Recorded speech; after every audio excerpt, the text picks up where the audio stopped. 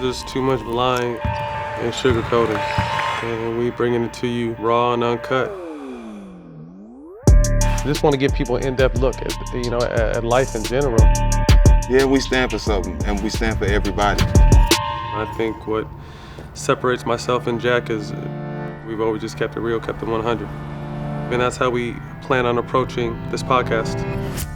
All the smoke We here, baby. has officially started. Are you kidding me? Welcome. Trust me, like you always say, trust me. Good to see you. Do me a favor, bro. Lick the corner of your mouth real quick. This shit's a little ashy. Right, yeah. But we here, man. All the smoke. We made it happen, man. I can't believe it. I'm excited. I'm good. It's gonna be fun. Yeah, you cleaned up. All right. Yeah. Hey, we here. God damn it.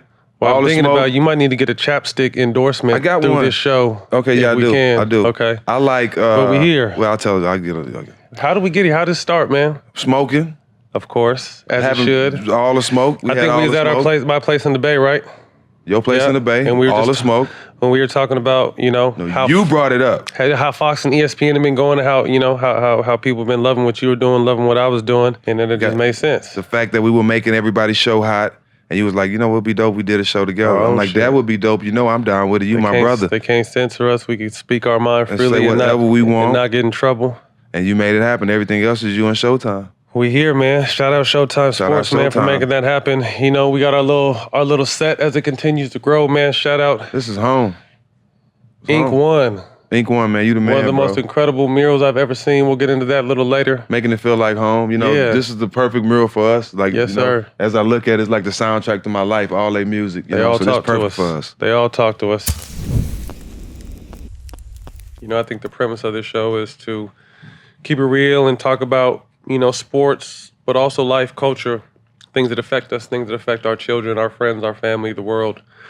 And I think that's no, better segment than to lead us into is to the China situation right now, which is a poorly timed tweet. We're yet to see what the outcome is, but the outcome thus far hasn't been good. What are your thoughts with the, with the China situation and Maury and what LeBron said and then where we are presently? Well, anytime you facing a question like that, regardless what you say, somebody's going to take it wrong. I agree. Regardless what side you stand on, somebody's going to take it wrong. When you know that you're in front of a camera a lot and things are thrown at you, you got to be prepared for things like this. It's hard for anybody on the outside looking in to have the 100% interpretation of what Maury and what LeBron meant with what they said, right? We all heard it, but Right. you know what I'm saying? What was there and what did they mean? Right, and like with LeBron, I can say I know LeBron. I don't know Maury. I know LeBron. And I know LeBron 9 out of 10 times, 10 out of 10 times, what he's saying is coming from a good place because I know he cares about everybody. Just go to school. It's a kid from every race in the school. So when you confronted with a situation like that and you're not fully educated with everything that's going on and the time frame of everything, the best response that I would give to the answer is I love everybody. That's it. I don't know, you know what I'm saying? There's no way that anybody could answer that question the right way, you know what I'm saying? But saying I love everybody and try to be neutral as possible because all of us on the outside looking in. Right. I think, to the common fan, I don't think they understand you never want to sacrifice your morals and who you are, what you stand for, what this country stands for, for money. And I think obviously the financial aspect of this is the elephant in the room, so to speak. It's the most important thing that people kind of have to understand is how much money China brings in as a whole to the NBA and how many fans. They're the biggest growing market. I want to say, if I'm not mistaken, I heard that there was more NBA fans in China than people in America. It's crazy. It's insane. I think it's more people playing basketball, actually playing basketball. I believe it. Than it's more people playing basketball there I believe than it. it's people here. And as players, I was fortunate enough to go there 2 or 3 times, I think, and we go out there to put on a show. You know what I mean? We love the support. We went when we was Golden State. Yeah, we love the support and what everyone is about. and just how much they've educated themselves and they've grown our game. I mean, you got to realize, I think that, the influx in China being a part of the NBA is the reason why contracts are so high today. You know what I mean? That's why players are making what they're making, and they're taking summer China trips to Promote their brands. and whatever they're doing. So, when you touch on this, I personally think that no player shouldn't have talked. And you don't hurt yourself by saying no comment. Yeah, there was nothing. I didn't see a win-win or any kind of winning circumstance for LeBron even speaking. And for him, who's been kind of the voice of players, not only in the NBA but overall, of just being so outspoken on everything he's been, outspoken on and stuff he believes in, what he's about. Like you said, I don't know him as well as you do, but I just know he means well. He's a good dude. Some people took it as he was protecting his money, so to speak. Protect his investment, with what he came out and said. And to be honest with you, I understand that side of it because, like I said, again, people don't understand the long-term play in the business side. And he could take heat for, okay, well, you're so outspoken in America about stuff, and then you're somewhat bashing Morey, and what Morey is standing up for. Basically, I think we're all in agreement is for some of the points they're arguing, like, we understand we're pro people. We want to see the best for everybody and everyone have a fair chance. So I think that's kind of where Morey was coming from, but it was just a bad timing, which I understand. And even if you felt that way, maybe it's just something you hold on to. And I mean, that's hard for us to say because we speak whatever the fuck's on our mind. Yeah, you know what I mean? But like you say, it's a double-edged sword because how could LeBron come out and say, okay, I'm going to say something that's going to affect how I take care of my family? That would be idiotic of him. Right. Because nobody else is going to give him the money he needs if he go broke and his investments fall. So he has the right to protect that investment. But then you can have people on the other side saying, so businesses and money is more important than people. Right. You know what I mean? So you'll never have the correct answer. It was a no-win. I love everybody. You love everybody. But that's the only answer that you can come with a question like that. I love everybody. Right. So it's really it's a black eye right now for sports. But I think it's bigger than basketball now. I think this may have been over-heightened because of, the political climate we're in and, the trade talks, the exchanges between China and the United States. So that's why I really feel this whole thing is above basketball now. It's something that's going to have to be, handled by the leaders of these countries. But I think someone else, that kind of can also be instrumental in kind of helping put this fire out is the Tsai family, the family that just took over the Nets. First family from China to own a professional team in the NBA, and I got a chance to meet the family, and they invest in a business that I have. Just a great bunch of people, and I really they sought me out. I went out to San Diego last year to kind of help them strategize because they really kind of wanted to give the Nets a facelift, so to speak, and really get their players intertwined with the China market. You know what I mean? Because they understand coming from there how huge that market is and what it bases. So they wanted to put a game plan for their players to get out there and be more visible out there. And I think this is a family that could possibly help put the fire out because they understand both sides. They're here now as an NBA owner, and hopefully they can help, bring this resolution. I think obviously with time helps everything. I think it's really bigger than basketball at this point. And, the best thing would be for, kind of just players to leave it alone, know. And at the end of the day, everything is just a conversation. Like one thing about how we going to separate ourselves from any other show is that we understand as men, we can have a million discussions, but the respect never changes if we disagree. You know what I mean? And that's a big problem with this world. We feel like we have to agree on every fucking thing.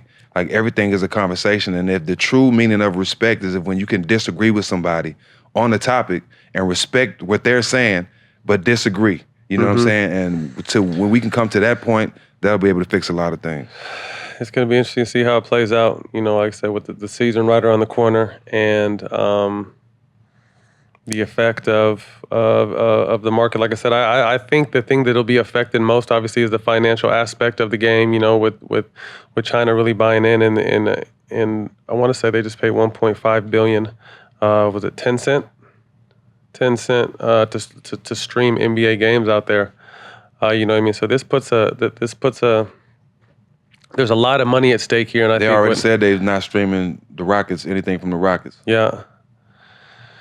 $1.5 billion streaming deal with the NBA. And, you know, like I said, it puts a lot of things in jeopardy. Like I said, normally you wouldn't want to sacrifice, you know, what you stand for, principles, morals, all that kind of situation. But this is, like I said, I'm even discussing it right now. You get stuck between a rock and a hard place. But I know the business of basketball and the business of the NBA and what makes our game great. The platform we have to speak and freely and stand behind the things we want to and the things we don't want to. But like I said, you know, it's out there now, it's said. And really as a, you know, there's nothing to be gained from anyone else really talking about it, you know. So Right. hopefully things can die down and we come to some sort of resolution, because at the end of the day, with, you know, as players, we wanted to put on a show for our fans, and I think the fans appreciate that and love us for that, and want to continue to support us. So Don't fall for the bait. I mean, ask somebody who really know what's going on. That's in the trenches. You know what I mean? That's involved in it. Don't ask Maury or nobody else. See, the media is good. Don't fall for the bait. I'm not gonna ask somebody who went broke on how to save money. Like, ask people who can give you an educated educated answer on the question. And and if you've been around the media long enough, you should be ready for shit like that. Like, don't just blurt shit out. Point blank. And that'll save a lot of the bullshit we talking about now. time and place, everything's timing. The NBA season is right around the corner. Can't wait. To me, this season has the most parity I think we've seen in a long time. It's been a Warriors. Parody. Hold on. No, you know, I don't care if we on camera or not. What is parody? Explain parody. Give me the definition. You know, some words I might not can't give you the understand. complete definition, but I think it's a level playing field. You can't be using too many big words. It's me you talking to. I'm not T.I. T.I. throws just Yeah, I huge know, words at all you over the time. place. Them shit just bounce off your teeth and your forehead. But I'm gonna give you some ones every once in a while, and then I'll give you what I think the word means. It might not even mean the same shit. All right, well, you can help me understand though. Yeah, I got you, bro. You know I All got right. you. But like I said, I just think, you know, the Warriors had their dynasty run. KD gets hurt. KD leaves. Clay gets hurt. Where does that leave them? LeBron and AD. Best twosome in the league.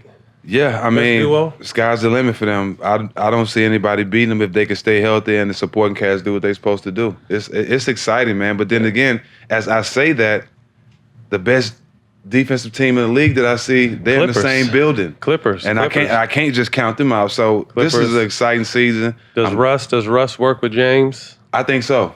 I think so too. I think so too. What does Mike Conley bring to the backcourt of Utah?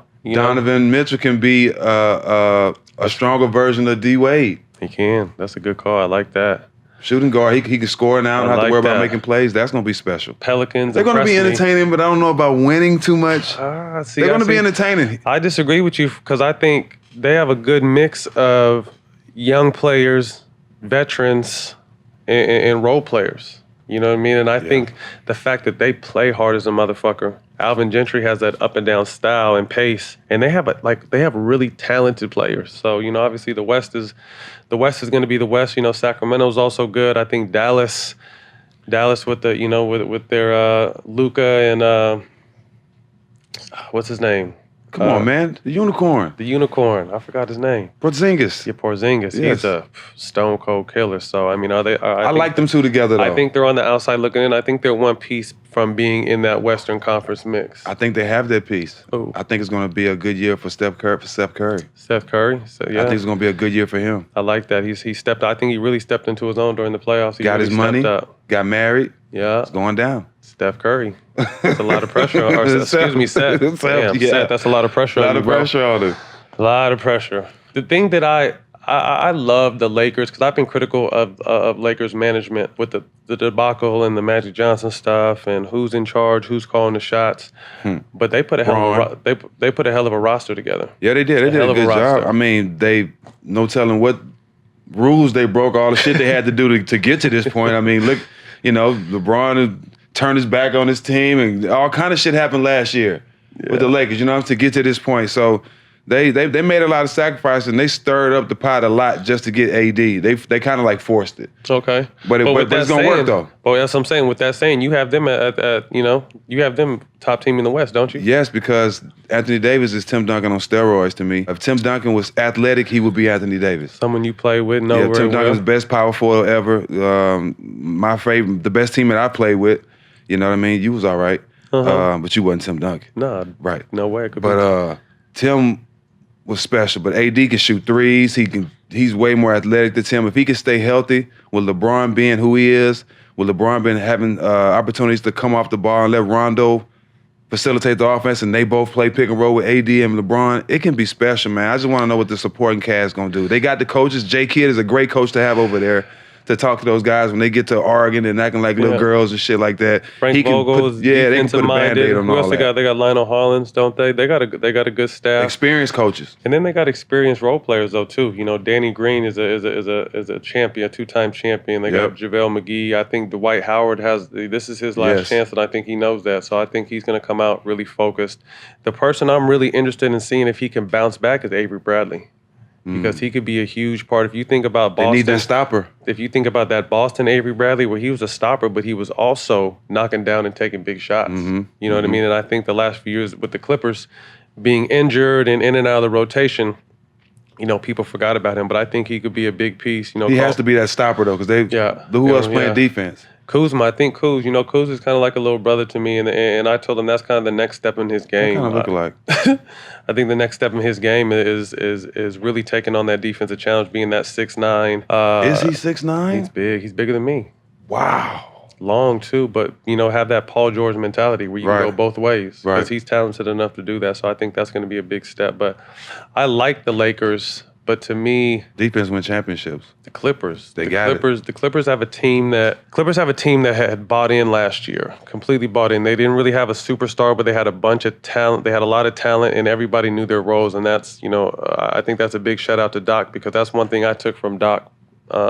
From playing with Doc was he was, you know, big on know your role. You know, everyone has a role, be a star in your role, play your role, and I think that's definitely what that Clipper team did. They're unique because the Clipper team is the only team that can dominate in the NBA, and that same team, you can take them to Indy Park in the United States and they won't back down. They'll win. You know what I mean? It's one of those teams. They got it all. It just depends on how they gel, health, of course. I think health is more than how they gel. I think they will gel because to me, you add Paul George and Kawhi, and they're two selfless superstars, two selfless two-way players. You know what I mean?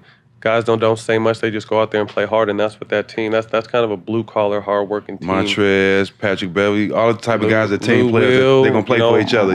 Mo Harkless, like they got a real talented team. Zubats, you know, who they pretty much got for nothing. But to me, I really like the clip. Like I said, they have Doc back being just the head coach, and that's what he's great at. You know, when I was with the Clippers and things got a little dicey, Doc had a lot of different hats he was wearing. So, you know, the shit on the court, you know, we had a little bit of slippage there. But Doc is back being one of the elite coaches. Management, you know, with Jerry West Consulting and Lawrence Frank. That was a big help for him. And the GM, it's huge. The logo. And then Ballmer. Ballmer, one of the best owners in sports, is all team and building them a new arena with his money. And, what is he on? Life. I gotta be. Life. He on something that just life. Man. He wakes up. His energy is incredible. Yeah, it is. But shout out to him though. I love his energy. Well, I think what's going to be big about this year is there's been so much movement and, you know, in free agency and big draft picks that are going to be able to make an impact this year. The biggest thing that people don't understand is teams always look good on paper. You know, you can have a hell of a name, you know, roster on paper, but chemistry is what sets teams apart. And me playing on some pretty special teams that chemistry was incredible, I saw that. So, you know, that's what, like I said, that's what kind of, can the Lakers get their chemistry right? I think the Clippers can, because they're adding two different kind of players. You know what I mean? But the same mindset, same go.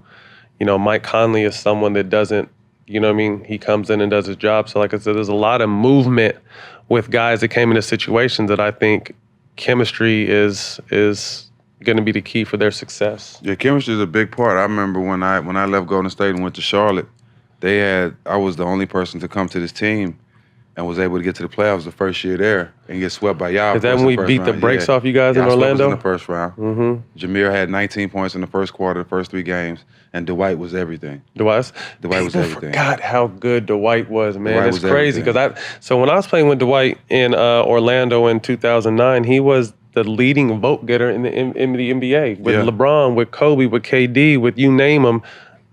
Dwight was the number 1 vote getter, and when I tell you, like, a healthy Orlando Dwight, still. No question. But there wasn't a more active, move your feet, block shots, rebound, hold down that paint guy I played with. You know, I got Shaq on the back end of his career, but Shaq dominated the paint on the defensive end like that as well. But Dwight was fucking incredible. If he can show a sign of that this year, that'll be great.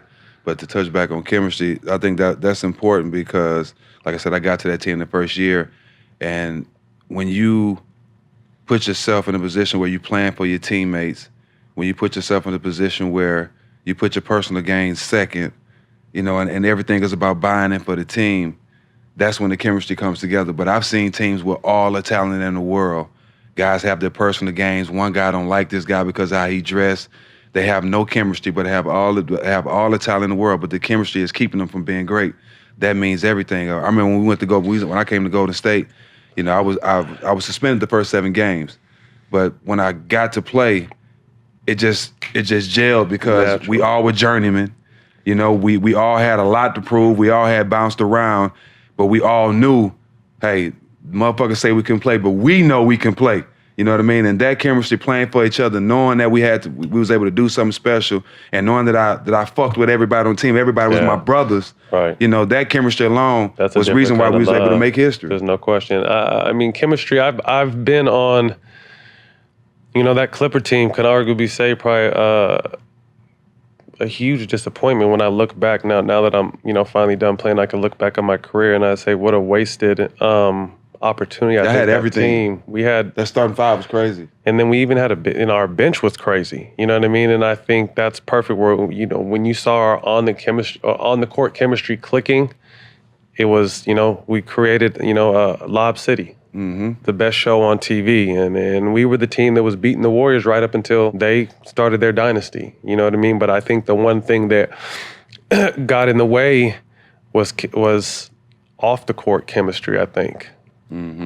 We were headbutting each other. You know, there was little beefs and rifts within the team, and, you know, rifts between players and coaches. And the only argument we having after games is whose house we smoking at. Whose house are we smoking at? That's the only argument we have. And what are we eating? Right, exactly. Because BD was on some shit. But Pac was with us. And big. Shout out Baron Davis. Yeah. But then, you know, for me to go from that team where we should have definitely won a championship, and then my last year when I got a chance to play with Golden State, where you bring KD in and you have Clay and you have Steph and Draymond and Iguodala, Sean Livingston, David West, everyone just, the egos didn't matter. Everyone left their egos at the door and were really was what was best for the team, and that was what was best for each individual. You know, like I said, their ultimate goal was to win. You know, everyone had to take a step back, including KD. You know, Steph took a step back. Everyone had to kind of take a step back for the greater good of the team, and they did that. And they had a dynasty run. You know, so that's why this chemistry, like I said, there was so much action and movement in free agency that, you know, putting these teams together on paper is great, but you got to have that chemistry, and you know, that's stuff that you build in the preseason and just hanging around each other on and off the court and see if the pieces fit. Buying in, you know, like San Antonio. San Antonio never have just big stars or the face of the league, but they're always in the thick of things. They're always hanging around because Pop forces players. If you're going to be a part of this Spurs organization, you're going to buy in, you're going to play your role, and you're going to do what's best for the team. And that's why they always win. That's why they're always in the thick of things. If you look at the last 10 years, how many teams have more 50-win seasons than the Spurs? Come on, they're a plug. That says a lot. It's about winning. They're a plug-and-play system, you know, similar to the Patriots, you know. But let's jump over to the East. To me, the most intriguing team over there is the Sixers. You know, to lose a talented player, which you know very well, Jimmy Butler, to Miami, to gain a veteran, ultimate pro in Al Horford. You know, they lost JJ. They got, who else did they pick up? The kid from Miami. Yep. Richardson. They gave, I don't know if he got max, but they gave Tobias Harris a really good contract. Nice contract. You know, Ben Simmons. He was someone I followed. Just talked to him recently too. Someone I followed all summer via Instagram, and he really looked impressive. And he was out there shooting like he wasn't thinking about it. And if he's someone that develops just a little bit of jumper this year and continuing to build on it, they're a scary team. And then not to mention the most talented big in the game, him and AD. I mean, he's a true center. AD is a power forward, but I'd say just straight big in the game. I would take him over Nokic and whoever. To me, Embiid is the most talented big guy in the game with far to me. With DeMarcus's bad luck and injuries. What you think about them? Who's gonna be the player they can go to down the stretch during the clutch, the position that Jimmy was in last year? I mean, that's gonna be that's the big question for them. But I think for them to be successful, they're gonna have to go to their Spurs, Tim Duncan, David Robinson, just bang it inside the whole game, throw it inside, play through your big guys, and try to find out who your shooter's gonna be, because those two Horford and Embiid gonna get doubled a lot. Mm-hmm. You got to find out who your shooter's gonna be. They gonna be tricky. I mean, we seen Simmons shoot a lot of jumpers, but as you know, a lot of people can make lights come on. A lot of people can make jumpers in LA Fitness, and a lot of people can make jumpers in the first quarter of an NBA game, but can't make them in the fourth. Right. Some of the best shooters can make them in the first quarter, can't make them in the fourth. So I want to see them do it in games. I really want to see what Milwaukee's gonna do. I really want to see what Milwaukee's gonna do. They could be special, man. I think losing Brogdon was big. It was big, but they added something too now. They could be, obviously Milwaukee. I think Antetokounmpo, being the MVP. It's crazy to think that an MVP still has more to prove or still more to prove on. But I think he even knows that, he was exposed on the offensive side of the ball once Kawhi put them clamps, because Kawhi wasn't allowing him to get his easy his buckets in the paint. So I know he's going to come out with a vengeance this year. Teams are going to have to take a reckon to him. Yeah, I like Milwaukee. I like Milwaukee a lot. Celtics losing Kyrie. Losing Kyrie. Yep. This is really on the young guys now. You bring that's how they wanted it, though. Right. Low key, this is how they wanted it. There's no question. They wanted to rely more on those two young guards, Tatum and Brown. They wanted to rely on them too. You got the young point guard for Charlotte coming in. He's Kimba. Kimba is a problem. I want to know how he can come into a more facilitating role. That's going to be new for him, because he's coming from scoring all day long in Charlotte, which they're going to need him to score a little bit. Yeah, pick and choose the spots. But they really want to see, what those other guys do along with Hayward. Gordon Hayward, right. Gordon Hayward, I think this is going to be a good year for him. I think a bounce-back year, because people forgot how good he was. And then he showed a lot of signs last year, too. He showed flashes, but the level of injury, it took Paul George a good year and a half to get back to, who he was. And I think this will be that year for Gordon Hayward. Yeah, I couldn't imagine that. The My Nets. hamstring hurting. I'm crazy, right? Yeah, I'm even trying to touch my toes. I can imagine breaking my ankle and leg and trying to show. Oh man, that's tough. Shouts out to them boys, man. They bounced back and looking better than ever. What do you think about the Nets? I don't think about them until KD get back. Like I love DJ. I love Kyrie. Like it's gonna be entertaining to watch, but that's not what that's not the full picture. You know what I'm saying? That's not what we're expecting from them. We know KD's coming back in the season, and that's what we're looking forward to see. Obviously, these guys can still make some noise. We know they're gonna compete. We know Kyrie and Brooklyn ain't gonna lay down, but at the same time, I don't have high expectations. They got some talent over there with LeVert and Dinwiddie, and what's the young kid's name that came from Baylor? Torian Prince. He's a dog. Like Torian Prince. They got some talent, man, and I think obviously they're in the mix. You could talk about possibly win the West or Eastern Conference when KD returns, but right now it'll be interesting to see if who's the leader on the team. Kyrie. But Kyrie is saw in Boston that him being the leader didn't really work. It didn't work there. It has to work here. I think he took notes, obviously, and saw, he can improve on from a leadership standpoint. As soon as he signed with Brooklyn, everybody in the organization knew this is Kyrie and KD's team. Right. Wasn't no question about it. Right. Everybody that's been there that had success last year, the best player doesn't always have to be or isn't always the leader of the team, though. True. You know what I mean? I agree with that. Is it a Dinwiddie? Is he someone that they look to for vet leadership? DeAndre's got years in the league now. I think he'll be the backbone. DJ be the backbone of the team.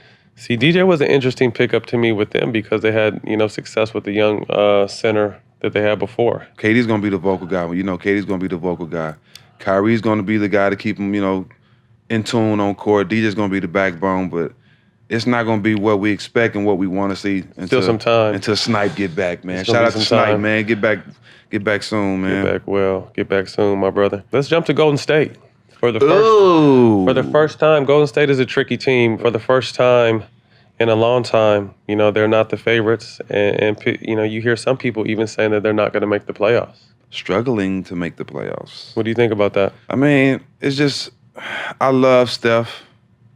I think Steph has changed the game. You put him in the category with AI, guys who really changed. I'm talking about really changed the game. Trendsetter. Steph is in that category. Definitely. But that team is a different team without Klay Thompson. I'm sorry. People underrate Klay Thompson. They don't speak about him enough, don't give him his props. He's been one of the best two-way players in the game. For a long time. We know because we are two-way players, and that's why Klay has my respect. Without Klay, it's going to be difficult. It's tough to say without, if even losing KD with the healthy Klay, if they could have, won that Game 6 and then gone in Toronto and won Game 7. I definitely think, like you said, Klay is a huge piece to that team. They was winning Game 6 if Klay was staying healthy. They was winning Game 6. Yeah, I agree. So, the addition of D'Angelo Russell, who's an emerging young star in the Eastern Conference, someone who can do it all on the offensive end. The Warriors are a team, to me, like I said, I think they're not worried about chasing down the top seed in the West. I think it's all about being in the thick of things, preservation, and understanding this is a marathon. They've been there. They're not favored. Like I said, they're an underdog for the first time in a long time. And I think I think Draymond is going to make sure they realize that the entire season. And it's going to be something where Klay gets back in February, March, and I think they're starting to hit all cylinders into March, April, and going to be a scary, scary first round opponent for whoever they play. They're younger too. And, Steph's the oldest on the team. Yeah. At what, 31, 32? Yeah, and where they went young, Cauley Stein. They went with younger with Chris from Phoenix. They got him now. So the big guys that they need to run up and down the court, protect the rim, rebound. They're young. They got energy. Marquise Chris and Willie Cauley-Stein are two really good pickups. Really good pickups. So I have them in the thick of things. I think they're going to be interesting. Houston.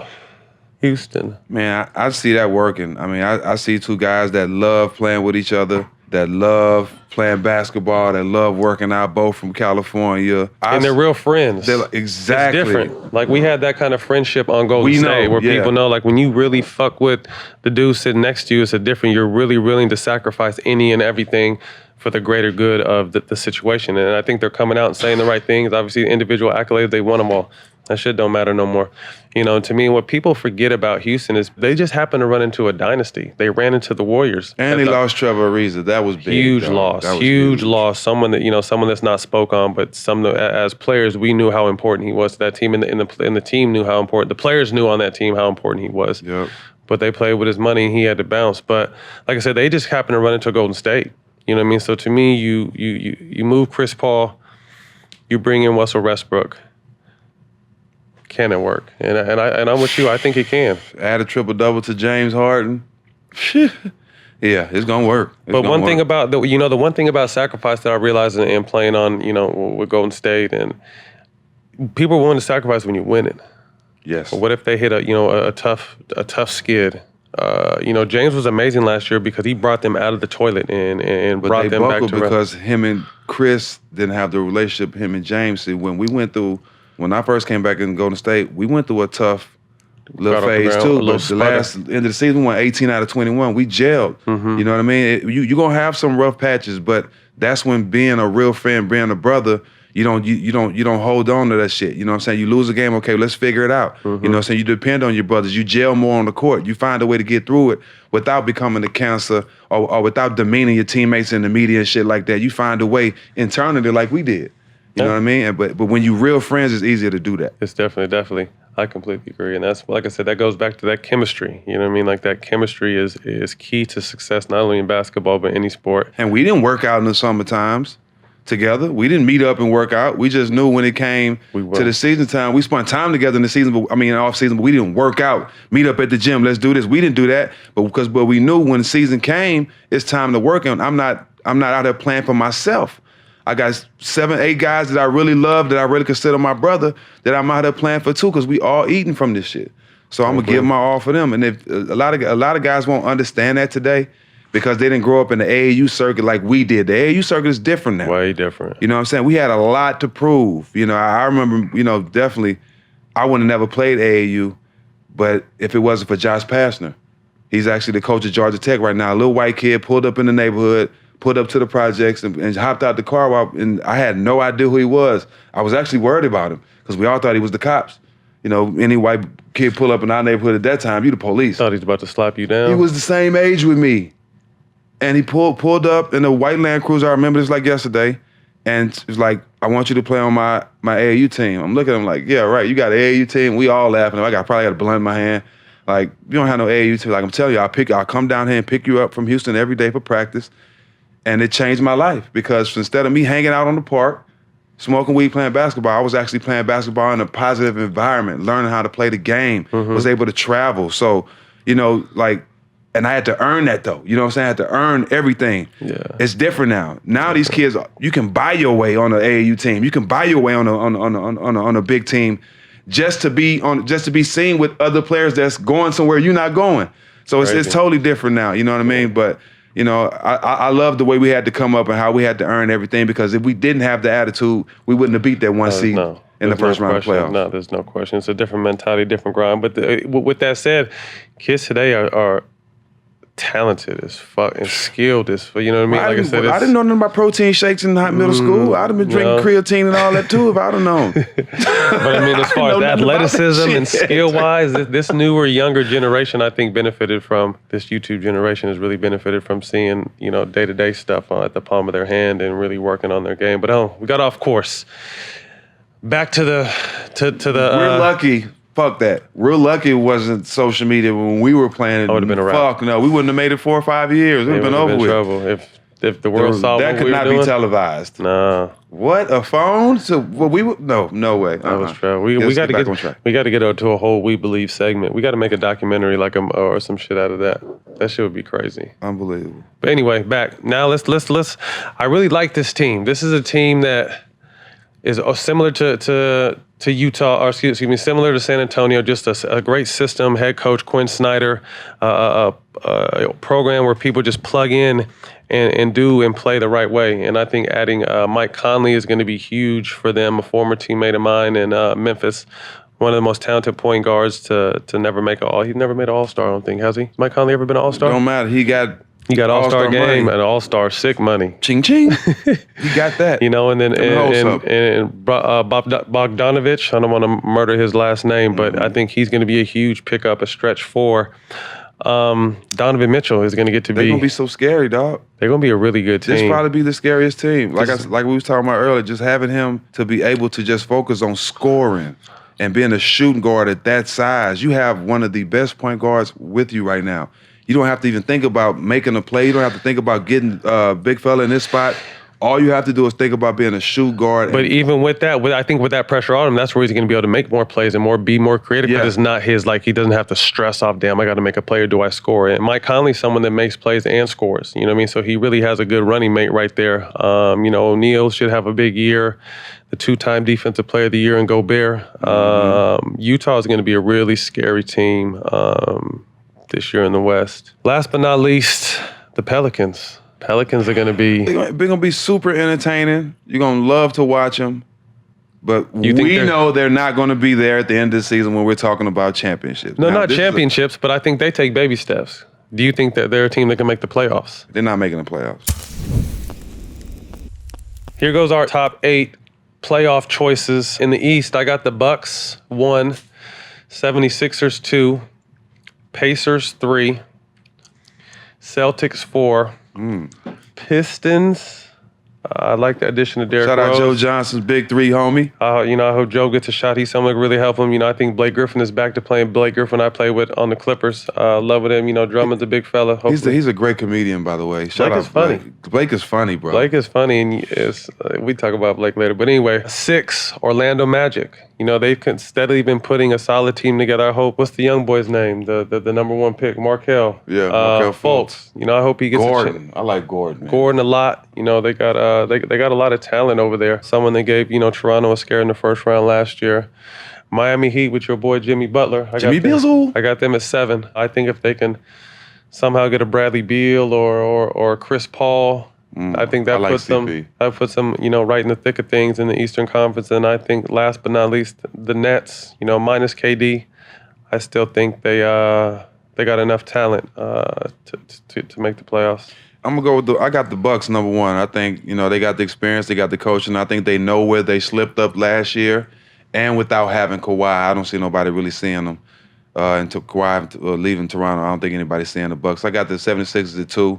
If they can create that David Robinson, Tim Duncan style of play there with having those dominant big men, and Ben Simmons can start shooting the jumper like he was shooting this summer, they're going to be real scary. They can easily slide to number 1 in the East. I agree. Celtics, I want to see how they're going to gel. Finally got the 2 young guys, Brown and Tatum. It's their teams to see what they can do. Adding Kemba. I don't know how they're going to be on defense. Marcus Smart. I don't know how they're going to be defensively as a team. But they're young. You know, with young teams, you can buy in. I think sometimes older players are labeled that they don't do this, they don't do that. Mm-hmm. But this team is still young enough to buy into understanding that defense. If we play defense, we're going to have a chance to come out. They definitely have time. They definitely have time. We're just going to see if they can come together defensively. And who's going to be the star of that team, the vocal guy on that team. 4, I got Heat. I think Jimmy Butler. 4? I love Jimmy Butler there. I love what he did in Philadelphia. I think he can do that for Miami this season. I think he can really be that leader, that big shot maker, and that attitude can just travel over to everybody on that team. Well, I think he embodies. Chris Paul too. He embodies. I mean, he's a blue collar superstar. He embodies what that organization about. So you have him high. You have high, big beliefs at that 4. I'm rocking with Jimmy. 5, I got the Pacers. Oladipo come back healthy. No telling what they can do. They got Brogdon now. I like Brogdon. He's solid. Former Rookie of the Year. I just know the way Oladipo plays. I know how hungry he is. They play hard. You know what I mean? And I know how he was playing before he got hurt. I'm excited to see that. Pistons, I got him at 6. Derrick Rose. On a resurgence, he's balling, he back. I think he's hungry. He's gonna have a big chip on his shoulder this year. Blake gonna be healthy. Big cat. And they brought my boy in, Joe Johnson, from the Big 3. Shout out to Joe Johnson. I hope he gets a chance, because I think Joe still has game. I think he got, caught up in a situation in Houston where he didn't play in the playoffs. And when you get older and you don't play in the playoffs, I think other teams figure you're done. Mm-hmm. But Joe still had game. Obviously, he obviously ain't done. I battled with him in the championship game. He for sure ain't done. So Joe. Yes, he definitely ain't done. I hope he gets a chance over there. Shout out to the Pistons at 6. I got 7, I got the Magic, man. I think those young guys, they hungry. They always fighting around. Last couple of years, they was fighting around for the playoff spot. I think the experience. I think Gordon's going to come into his own again this year, be an all-star. I see them at 7. And 8, Raptors. Even though, they lost Kawhi. I left the Raptors off my list. Experience. Yeah. I think they still got experience. They got a lot to prove. And what having a lot to prove do. Yeah. You know what I'm saying? Sometimes you do the impossible. But you got to prove it. You got to prove it. Yeah. That's my top 8. What you got on the West? Coming out West, this is gonna be fun, man. The West is loaded. The West is scary, and it's gonna make for a good year of basketball. But let's start at the bottom. Last time we started at the top. Let's start at the bottom and work our way up. You can't have 2 teams. Why not? It's my fucking list. You're right. Okay. Number 8. That was easy. Yeah. Sacramento. I like Sacramento. Good young team. Someone we spoke on earlier, Trevor Reeves is over there. Harrison Barnes. Yep. They got the good young Fox. De'Aaron Fox. Man. Crazy talent. 0 to 100. That's what I call it. Sacramento is a team that plays with a good pace, and I think they're ready to turn the corner. I think obviously adding veterans like Trevor Reeves is going to help that team from a maturity standpoint and understanding standpoint. But they got a lot of talent over there. And then I have also in the 8th spot, I have the Pelicans. I think they have a great mix of young players in Zion and a few other rookies. They got good veteran pickups like J.J. Redick, Favors, Drew Holiday. You got the Spurs completely out of there. I left the Spurs off, and it's tough. Ain't that a bitch? With DeMar and LaMarcus, that's tough. But I'm saying they very well could be the 8th seed. You know what I mean? Well, we could talk about now you putting 3. No, but I'm saying that there's someone I feel like they could fight that's going to be in that 7-8 range. So you got triplets for the 8. seed. Excuse me. Bless you. And also Dallas. Dallas That's is how you someone know that it's could a be down triplets. You there. got triplets for the 18. Triplets. You have to bless it. To me, and hopefully, people understand where I'm coming from this, my 7th team is the Warriors. That's our home, but don't Love the Warriors, you know what I mean? But I think it's going to be a season where fans are going to have to understand, I think Steph's going to have a great year. I think Steph's going to be in the talking for MVP. Again. But I think, like I said, I think this team is just looking to, continue to steadily improve, build chemistry with the new players we mentioned earlier, Carly Stein and Chris and the rookie pool, finding out who those guys are, checking out the development from the young players that got to play last year. I mean, obviously we know what Draymond can do. He got a nice contract and rewarded for Ching. how talented and what he does for that team. For real, right? Let me hold something, bro. Dre, don't say that because Dre really would. Let me say this. Dre, send me a watch. Just plain Jane Rolex or something, Dre. Go on, send it to me. Because when last time I asked for some jerseys, you sent me shoes and all kinds. So let's see how this works. Plain Jane Rolex. That's all I need. But anyway, yeah, so I got the Warriors at 7. Like I said, I think when Klay comes back, they're a team that they're going to be a scary weather, and then they're at 5 to 8 range, even 4 range. They're just going to be a tough out and a team that has veteran experience, and it's crazy to think some people think they won't make the playoffs, but they're definitely going to be in the mix. I got them a little low just because I want them to conserve energy and understand that it's a marathon this year. Shout out to the Warriors, too. They got picks that was in the new arena. Do they? Yes. Shout out to the Warriors for that. It's always love for the Warriors. You already know that. 6, I got the Rockets. We both believe that Harden and Westbrook can work. They got a lot of great pieces. I think D'Antoni's on the hot seat. He's got to make something happen. He's been on the hot seat. But he got a cold ass, so he's been putting the fire out. He's the worst, best coach to get a job. He keep a job, don't he? Crazy, because his style to play offense. Dan Phoney, that's what I call him, Dan Phoney. At 5, I got the Nuggets. This is a young team. Exciting team. Team was the top in the West, but I think they snuck up on teams last year. They're not going to sneak up on teams this year. Everyone knows how talented they are. With big fella in the middle, their young wings coming up. It's interesting to see what Michael Porter can do this year. Someone, if healthy, is very skilled. Someone that could be in rookie. He's on that Ben Simmons shit. Yeah. So he's a rookie this year because, he didn't get a chance to play last year. So someone that could really be integral in their success. 4, Portland.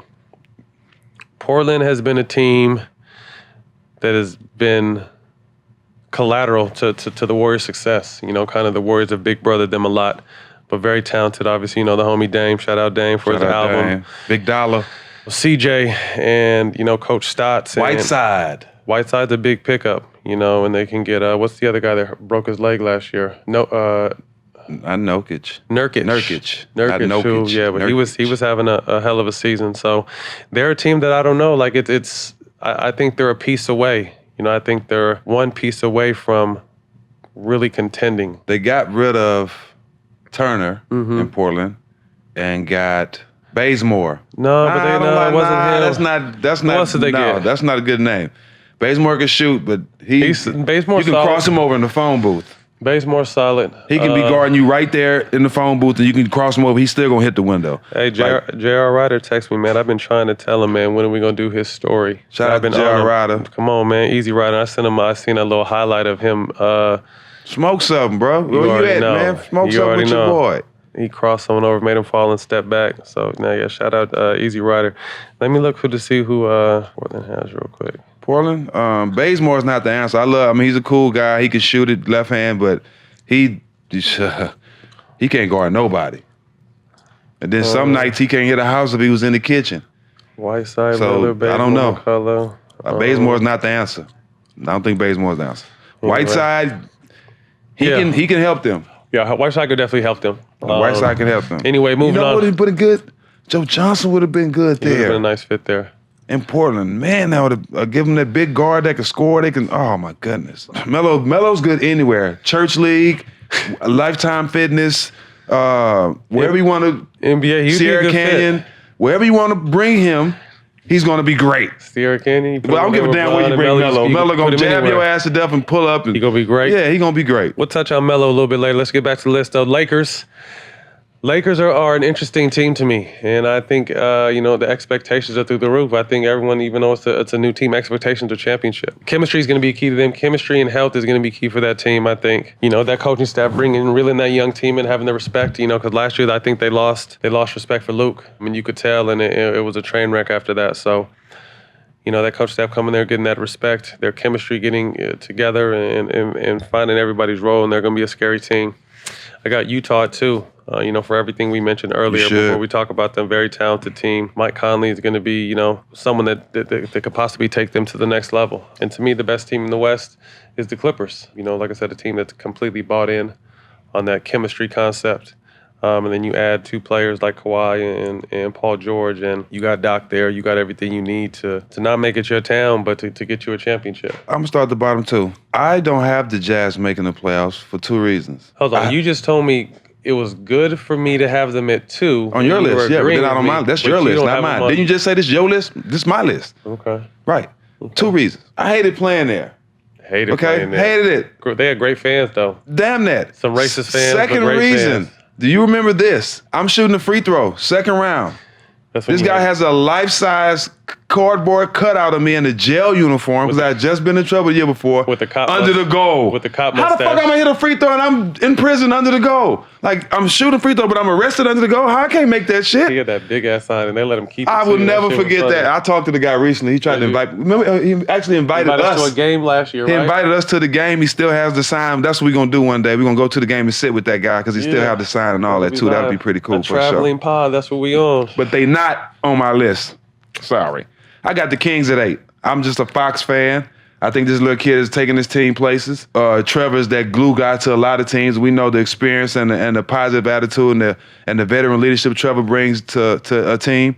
I like the Kings at 8. 7, I got the Warriors. I don't know what they're going to do. I'm a Klay Thompson fan. I know what Klay means to the Warriors. I know how big he is for this team. Not having him is a big hole. That's going to be hard to fill. I got the Warriors at 7. 6, I got the Spurs. Greg Popovich, he's still a mastermind. Got Tim Duncan over there. Hopefully he'll help LaMarcus Aldridge figure out how to be a dominant big man on defense and not just offense. Learn how to go left and not go left shoulder all the time. Expand his game. I got the Spurs at 6. I think they'll shock some people, especially with Greg Popovich. I never underestimate him. 5, Nuggets. We talked about him. Great young team. Got a lot of pieces. Had a lot of success last year. Ain't really sold, but I know that they're one of the best teams in the Western Conference. That's why I got them at 5. 4, Rockets, of course. Those two guys can gel. From 4 to 1, that can go anywhere on my list because if the Rockets can come out and if we can actually see a triple-double Russ with a 30-point James, how could you beat that? It's ugly. You know what I'm saying? They could easily be the best team. So I have the Rockets at 4 now. For 3, Trailblazers. I think Whiteside is going to be big for them. A lot of people don't know how good Whiteside can be, but when you have two dominant guards like CJ and Dame that can create plays and score at will, having a big man dive into the paint and cleaning up everything on offense and defense, that's going to be something. And then when Nurkic come back, them two guys playing together along with Dame and McCullough, that could be special. I got Portland at 3. Of course, 2, Clippers, Kawhi, Paul George, Patrick Beverley, Montrez. I got them the best defensive team in the league. If they don't, it's gonna be a letdown.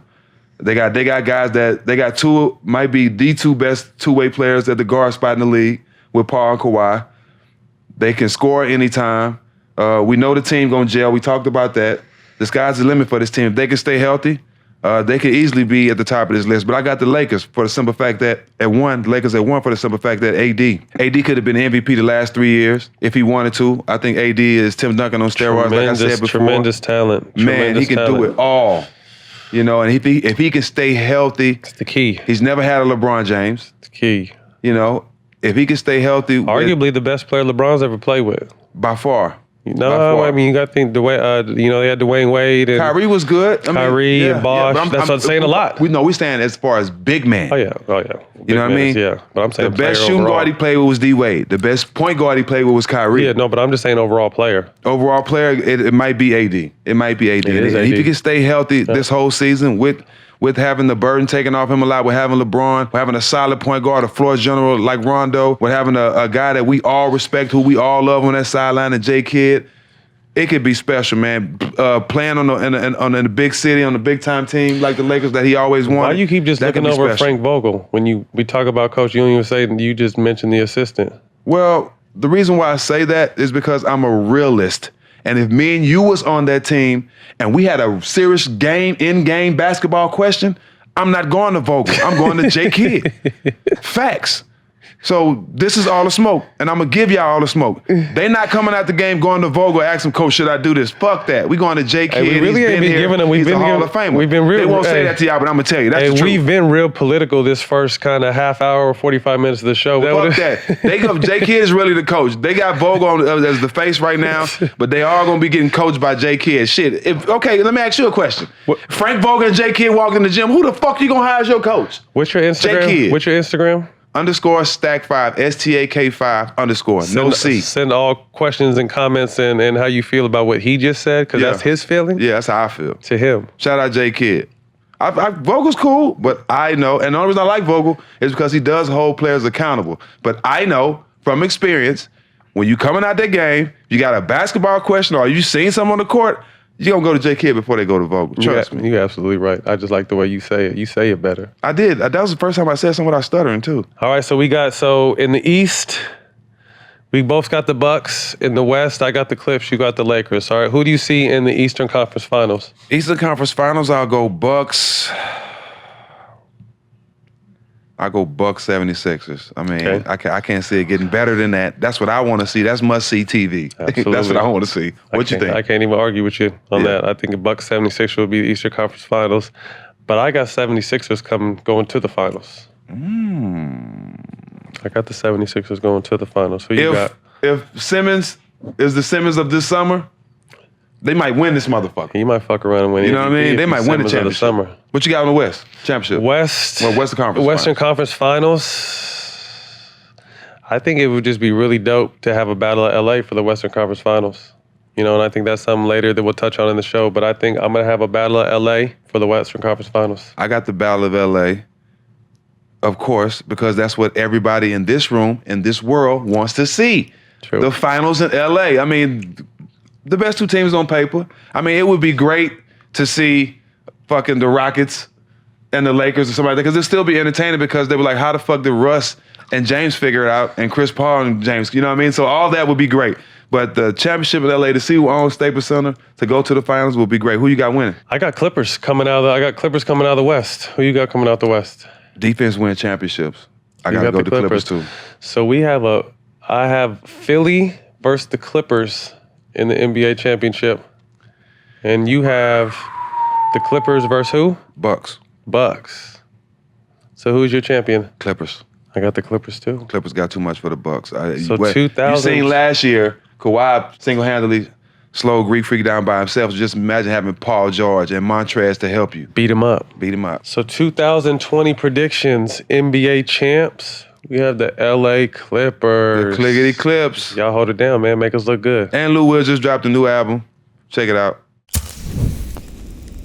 What's your thoughts, man, on Melo? You know, this is something that's kind of died down a little bit, but as two guys that played against him and know him, what is your outtake on this? Has he been blackballed from the NBA? It's the same situation they did to a lot of players. They put him in a situation they know he's not going to succeed, make it look like he can't play no more, make it look like he's a cancer, and just push him out. And once they get you to that point where you're a cancer or you look like you can't play no more, it's a text that's sent out to every team. It's a mass text that's sent out to every team. Every team CC. Don't fuck with him no more. Don't fuck with him. That's what it happened to AI. It happened to me. It happened to a lot of guys, and it's definitely happening to Melo. Melo ain't a company guy. He's never been a company guy. You know what I'm saying? He gonna speak his mind. He gonna march to the beat of his own drum, and they don't like that at times. You know, and it ain't no question. If anybody today say that Melo is not better than 60% of the players in the NBA right now, they're a damn lie. No, and it's personal. They're crazy. Melo definitely belongs in the NBA, and he definitely got blackballed. It ain't a secret, man. As good as this guy is, definitely a for sure Hall of Famer. Oh, one of the most talented scorers the game has ever seen. One of the hardest players I ever had to guard, hands down. Someone that could do everything. The one thing that I will chime in from a standpoint of he could have played a role in his own demise was not accepting too much pride. Not swallowing that pride. And I can't speak on what it's like for someone to be as talented, a Hall of Famer, and then kind of slowly throughout your career, you know, we were able to play 14 years apiece, but coming down your career and kind of having to adjust from being who you were at one time to fitting a role of a team. And I think that's what Melo had a hard time with. But you know this too. The NBA will make you think that your game and your body is done before you're actually done.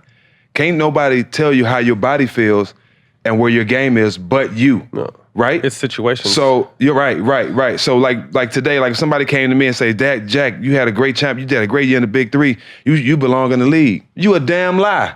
I couldn't run up and down that court 1 quarter. Half court is where I belong. Mm-hmm. Melo belongs in the league. And there's no way that anybody can sit here and say he doesn't, bro. Right. So it's obvious that it is bigger than basketball with Melo. And people might not want to say it. We know people in the game not going to say it because they're trying to protect certain shit or try to protect their teams or their organizations.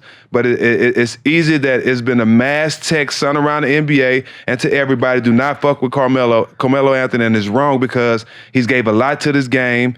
He's a future Hall of Famer, and most guys at that caliber deserve to go out the way they want to. Yeah, I mean, to me, he's probably been the most disrespected Hall of Fame player we've seen on the way out. Right. From an NBA standpoint, but then just the way fans talk. It did AI the same way, crazy, though. right. Same way. Crazy. I was thinking, if he could have went in, like I said, and to get back to my point, the only thing that I didn't like when the things were happening was, if you just accept that 6-man role, whether you think you should be starting or not, but if you go in and just buy in for what the team is about, you got to think if you're 6-man, you're playing against the second or third best player in that position when you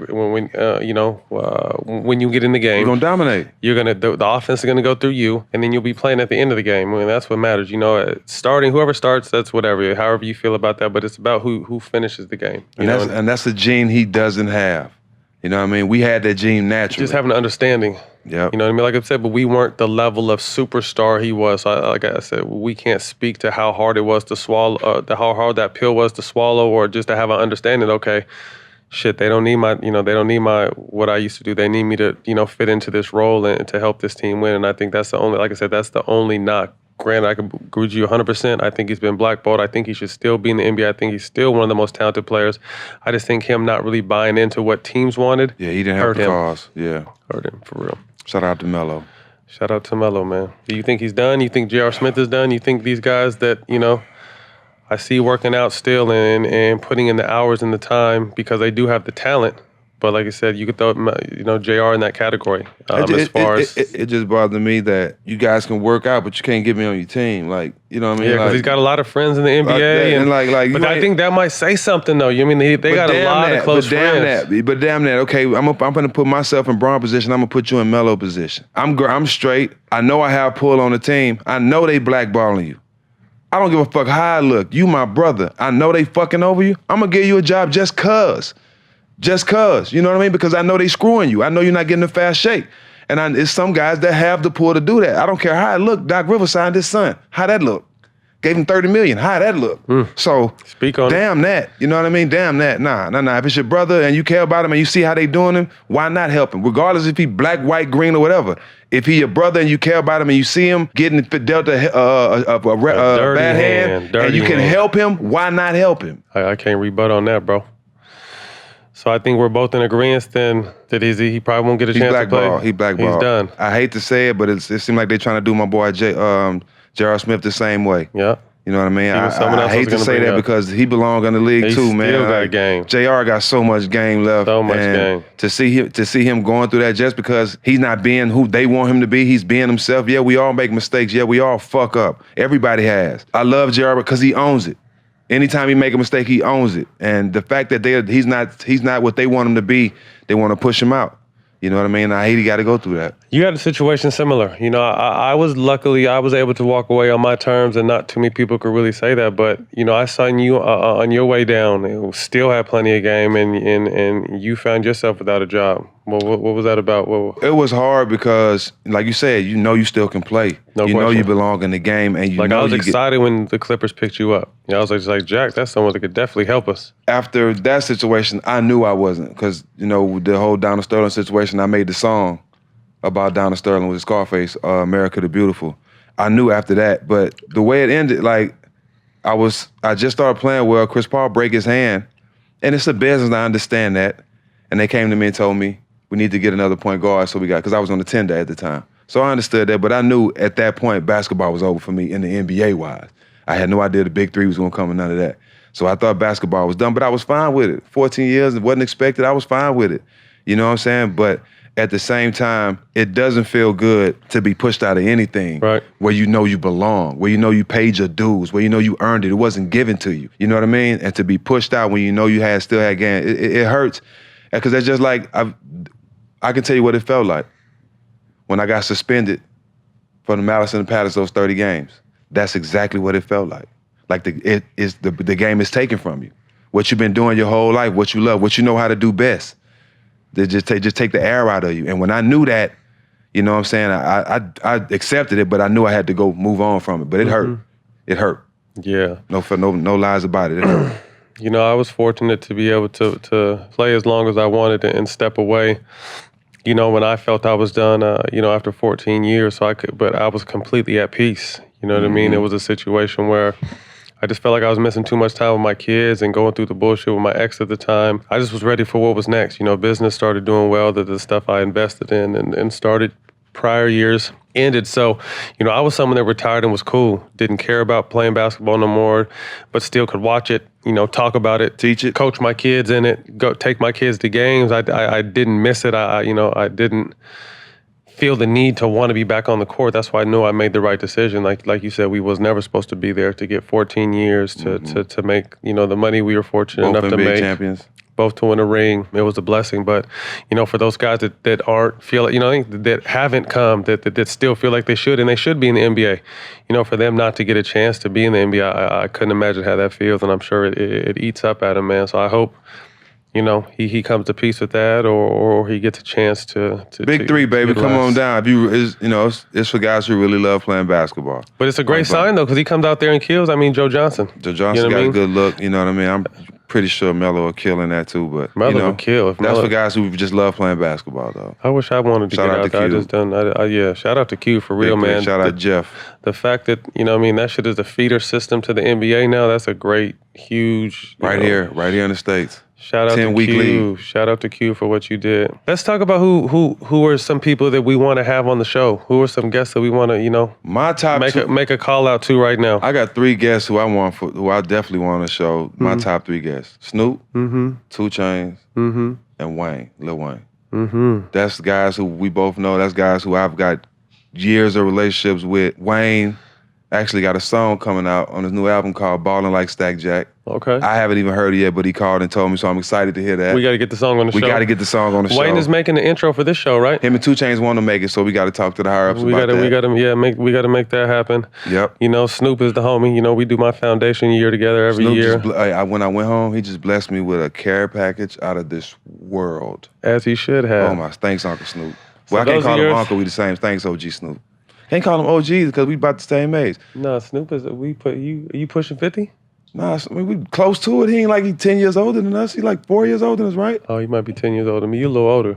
You got a face full of gray Snoop already. Not 50. I think he's pushing 50, 47, 48, ain't he? If I'm not mistaken. I'm about 6 years. Ain't nothing wrong with it. It don't matter. D.O. Still out there, right? Come on now. The D.O. double. Still out there on the football field doing his thing. Getting doubles in basketball games. Winning MVP, showing up late, coming in there playing in Chuck Taylors. Boy. He really out there playing like Will Chamberlain played the shoes that Will played in. Now, Snoop think the game like us, though. He got a high basketball IQ. No question. He got a high basketball IQ. He's an athlete. So those are your 3. Mine, I just want to get into good conversation. You know what I mean? So I definitely think, you know, I was over at ESPN the other day and think I locked in Stephen A. Everyone saw my story. That's going to be the show. It's going to be a good one, man. That's going to be the show. That's going to be a good one. Another person I think who's misunderstood, and Good job with that. And I've been, leave me up top. Don't leave me hanging. Oh, my bad, bro. Good job with that Stephen A. shit. Too. Yeah, we're going to try to lock that in. Another person that I've been critical of, but see where he's going and kind of just think he needs some OG guidance is AB, Antonio Brown. Yeah, man. I think if we can get him in here, that would be big. Yeah. Because, I mean, I think we see him kind of some free game. Self-destructing right in front of us, but got so many. He's still young enough to, you know, I'm a fan. to rebound. Huge fan. I'm a fan. Huge fan. You know what I mean? And I wasn't a fan of the blonde mustache.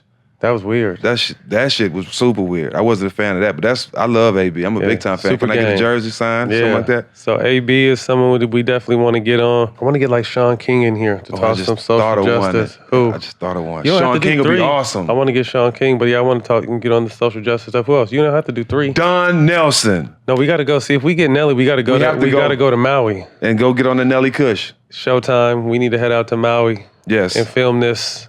It'll be a legendary sit down. Me and my Jack, goodness. we could tell all our We Believe stories, and they're wild as fuck. And this is not Nelly from when he was coaching. This is ponytail Nelly now. Long ponytail Nelly now. You're going to like this Nelly. Yeah, Nelly would be dope. Who else? He's more in our world now. I think he'd been in our world. No, he was beers and cigars. And Crown. Remember, he used to have that's not our He used world. to have 10 a.m. cups of Crown in his just coffee him cup. and his dog. Yeah, Got a smoking a cup for his cigar. dog, too. His dog had a cigar. What was his dog's name? Lucky. Lucky. Lucky just come to practice and shit on the court in the middle of practice. Fuck Lucky.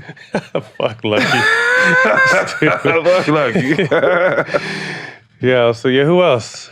Like, that's my whole thing. Is I just want to have a great conversation. Sean King would be not dope. only that, he's gonna educate the shit out of us. Yeah, there's no question. I follow him. I'm a big supporter of his movement. His What about push. ladies though? We just said no ladies. Yeah, I agree.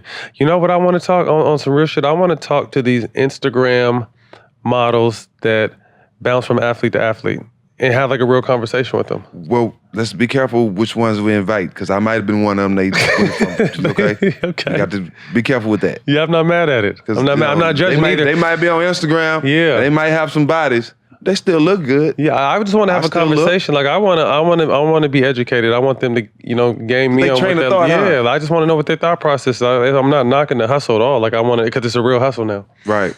I would like to have a conversation with them. I think I would like to have. We need to have Derek Fisher in here since we Absolutely not. It's not gonna go. It's not Why gonna go not? how you planned it. Why not? Because I don't have a fake bone in my body. You don't have to have a fake bone with me and him are cool now. Word? Yeah, I ain't tripping off, bro. Oh, I thought it was beef forever. No, it's not. It's not. Well, it's beef forever with me. Shit. So we got to get You do shit like that once, you'll do that shit again. Just who's the next victim, motherfucker? Who's the next victim? Nah, I don't trust your ass. Don't bring that motherfucker on my set. Hell nah, it's good vibes only. We don't want no him, Tony Parker. Don't bring none of them motherfuckers around. They'll talk to your girl as soon as you close your eyes and go to the bathroom. Nah, bruh. We don't want them on this set. Sorry. Somebody else. No D-Fish. You're sick, boy. What's a female that I would like to talk to on the show? I would have to say who. I think Lauren London would be dope to talk to. Ooh, Lauren London would be awesome. She's been the homie. Pick her brain. We've been knowing. Yep. I met Lauren when I was about to go in the NBA. And, became friends. It became friends over this long haul. And then, her journey through her career and then her situation with Nip. And, she's a dope chick and she's been really strong through all this shit. I think it would be good to. You know who I think we should bring? Kate Hudson. Let me tell you why. She celebrated with us when we won. She was at our house. She's partied with us. Jessica Alba, too. Her and Jessica Alba. They can tell stories about that night that we probably don't remember. Man. After we had one of the biggest games of my life. I had 33 points that game, too. Killed. Game 6, that was... The closeout great. game. That was a great memory. Remember the rest of the night was crazy, too. We went out, and then we went and smoked with Snoop that night. I think I wanted to tap out that night. I didn't because I had too much pride, but I think I wanted to because that's the first time I seen somebody do that. Yeah, roll it, hit it, pass it, roll it, hit it, like roll another one. He's never hit the same blunt twice in hours. And it got ugly. Like, why? And there wasn't enough of us in there to really go in that kind of rotation. It wasn't. But I think he tried to put us through initiation real quick. You know what I remember, too? Remember I had the party where he performed? Mm-hmm. Snoop, you took my PlayStation. So in your rider, it said you had to have a PlayStation in your locker room with a whole bunch of snacks and stuff. We put all the snacks back there, and we put the Xbox. You wasn't supposed to take it, bruh. He took all my games, my controllers, everything. You was just supposed to be enough for you to play, bruh. I need my Xbox back today. Let's start about that. We got to get him on and talk about it. I need my Xbox, fam. Anyway, man, that was a good run for today, bro. Man.